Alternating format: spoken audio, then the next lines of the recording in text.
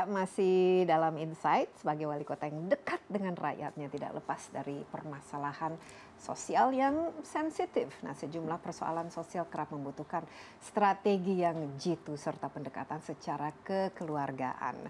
Kita akan berbicara bersama wali kota Surabaya terpilih Tri Risma hari ini yang selalu hands on kalau berurusan dengan warganya ya. Masih sering ya turun belusukan atau temu warga itu kerap dilakukan, Bu Risma.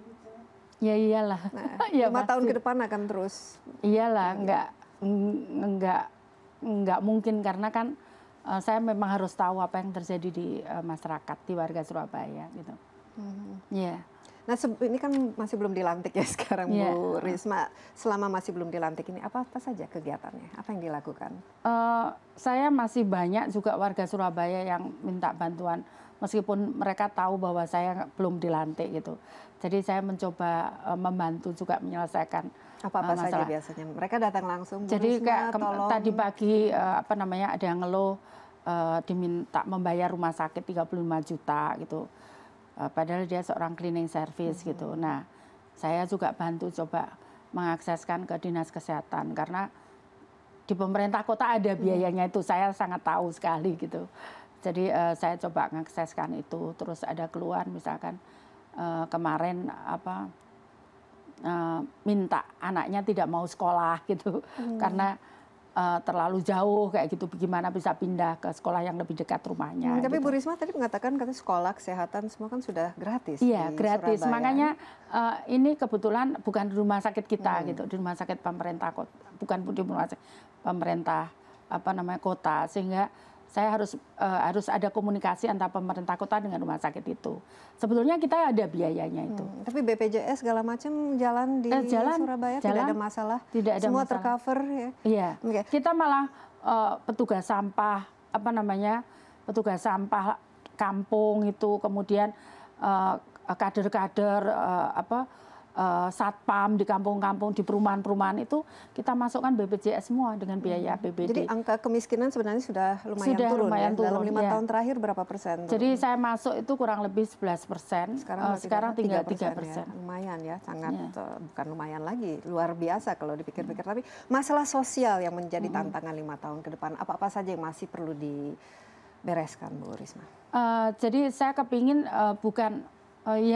selama ini warga Surabaya, saya cukup pendidikan ini misalkan pendidikan sarjana gitu, atau warga Surabaya, saya nggak punya uang untuk untuk pendidikan lebih tinggi. Nah, kita pemerintah kota akan memberikan beasiswa yang lebih banyak. Tadi saya targetkan satu kelurahan itu minimal 3 dokter lahir dari situ. Jadi kurang lebih 400 dokter kita akan berikan beasiswa untuk itu, karena saya yakin dokter masih dibutuhkan di negara ini. 400 dokter 5 tahun ke depan? Iya, 5 tahun ke depan. Kemudian kami juga memang sekarang yang dibutuhkan adalah industri transportasi udara, transportasi laut. Nah, kita akan penuhi itu di situ. Kemudian perawat gitu, kemudian juga industri kesehatan. Jadi saya coba akan mengarah ke situ untuk pendidikan beasiswa anak-anak kita. Kemudian ya, skills ini penting ya, apalagi kalau kita kan juga biasanya sering kirim TKW ya ke luar negeri. Ini kan bisa sangat membantu. Terus terang saya tutup sekarang TKW. Ditutup ya sama sekali. Sekarang saya nggak mau. Lebih bagus mengirim perawat ke luar negeri. Makanya kita didik dulu. Dan saya pikir seperti yang Ibu tadi hanya lulusan SMP gitu, yang jualan seperti pecel itu. Kalau dia bisa mendapatkan income sehari 5 juta kan lumayan, dia satu bulan bisa 150 juta. Ngapain harus pergi keluar gitu. Jadi Surabaya memang saya tutup. Bu, ini enggak ada, nggak usah, udah ditutup aja. Saya pikir mereka bisa berusaha kalau orang luar di ASEAN ini tertarik berusaha di Surabaya, berarti Surabaya kan ada gulanya gitu. Nah, kenapa enggak kita sendiri gitu loh? Itu yang saya ajarkan ke warga Surabaya. Kenapa tidak menciptakan pekerjaan di kota sendiri dan juga tadi UKM yang sudah dibentuk. Kalau dari segi kualitas pendidikan masih apa saja yang masih perlu diperbaiki, Bu Risma, khususnya SD, SMP, SMA, SMK? Saya cenderung ke praktek ya, jadi kecepatan bekerja, kemudian ketelitian dalam bekerja, kemudian apa namanya itu yang coba kita akan arahkan, dan itu harus mulai sejak apa namanya sejak kecil, karena contohnya misalkan saya sampaikan, tahu enggak kemampuan apa namanya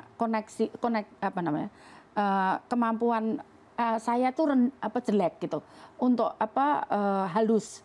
Jadi kita banyak mengerjakan suatu pekerjaan itu sangat nggak rapi gitu. Nah, makanya finishingnya, nah itu yang sebenarnya kita harus motorik halusnya kita kurang gitu. Nah, saya kepingin anak-anak Surabaya itu terampil dalam setiap itu, kemudian badannya sehat. Makanya harus ada institut yang keterampilan itu sendiri harus diciptakan. Iya, makanya di sekolah-sekolah itu harus ada pelatihan itu untuk melatih motorik halusnya itu. Ya, seperti itu, dan kemudian kreativitas. Jadi kita coba arahkan anak-anak tuh mempunyai daya kreativitas tinggi. Makanya saya mencoba membuat pilihan-pilihan untuk anak-anak Surabaya sehingga tidak melulu itu harus ada sesuatu yang baru, supaya anak-anak itu seperti tadi digambar itu air mancur itu. Waktu itu kan orang mesti jangan gitu mandi gitu. Saya ngomong enggak, ini justru untuk latihan motorik anak-anak gitu. Itu enggak apa-apa, sudah biar mereka mandi di situ. Jadi di depan balai kota banyak anak kecil mandi di air mancur, dan itu kita treatment ulang sehingga air itu tetap bersih gitu. Itu memang sengaja untuk melatih motorik anak, untuk melatih motorik anak-anak, karena jadi Bu Risma melakukan riset ya mengenai ini. Jadi 5 tahun ke bawah itu balita itu memang harus dilatih motorik untuk menghidupkan otak kanan dan otak. Tapi apa kabar Doli, lokalisasi Doli? Iya, alhamdulillah ini mereka menjadi luar biasa. Itu mungkin juga kebesaran Tuhan. Saya melatih, contohnya misalkan kami melatih di tempat lain, misalkan membuat batik, dibutuhkan waktu berbulan-bulan untuk mengajarkan. Mereka diajarkan sekali, mereka langsung bisa membuat desain. Itu mungkin kelebihan yang kita nggak buka. Kemudian jadi ada alternatifnya pekerjaan bagi. Jadi batik, sandal itu sudah lahir dari sana. Kemudian beberapa produk makanan, kemudian membuat sepatu, kemudian membuat makanan khas yang sekarang jadi, banyak ada di Surabaya. Iya, tapi Bu Risma dengan ditutupnya lokalisasi Doli tidak menciptakan Doli-Doli baru atau bahkan justru mungkin menghilang di rumah-rumah penduduk dan lain sebagainya? Yang terjadi adalah kita ini mereka tidak boleh bekerja, kita mengarahkan mereka bekerja di sektor lain gitu. Yang lebih sustainable. Yang lebih sustainable, jadi nggak kenal usia gitu. Jadi itu yang kita alihkan mereka. Jadi bukan nggak boleh begitu, bukan, kita arahkan mereka ke situ gitu. Jadi kalau dengar orang-orang itu bicara ya saya sedang ketawa gitu. Surabaya juga terkenal dengan boneknya. Nah, ini perlu penanganan khusus atau bagaimana? Jadi makanya itu ke depan saya justru yang nangani yang masalah-masalah ini, anak-anak muda ini. Tadi saya sampaikan memang berat itu. Makanya saya sampaikan 5 tahun ke depan saya justru lebih berat, karena saya harus menyiapkan, mentransformasikan mereka untuk bukan hanya sekedar mereka bonek selesai, bukan seperti itu, tapi bonek menjadi lebih produktif itu yang coba saya kejar 5 tahun ini. Tapi tantangannya apa kalau berhubungan dengan mereka, Bu Risma? Bisa, tapi kelihatan pasti mereka juga takut ya sama Bu Risma. Enggak, jadi yang jelas saya mencoba menjadi orang tua mereka. Saya ingin menjadi teman mereka gitu saat mereka. Saya nemeni bonek itu kadang sampai jam 1 malam, sampai jam 2 malam. Apa aja yang diomongin? Ya waktu itu berantem sih mereka, mau berantem dengan Arema gitu kan. Saya ada posisi di situ, jadi saya nemeni mereka, saya ajak bicara, ya mereka welcome gitu. Mereka mendengarkan. Iya, mereka mendengarkan gitu. Jadi tapi kan tidak bisa ini begini terus gitu kan, harus sesuatu ada yang produktif yang bisa. Ya, harus ada kegiatan lah yang mereka miliki, dan harus ada mereka bisa menyalurkan mengekspresikan kreativitas dan energi mereka. Ya, apalagi mereka masih muda dan seharusnya usia produktif kan ya. Ya, kita istirahat sebentar lagi Bu Risma, tapi kita akan lanjutkan setelah informasi berikut ini, perbincangan bersama Tri Risma hari ini. Tetaplah bersama kami.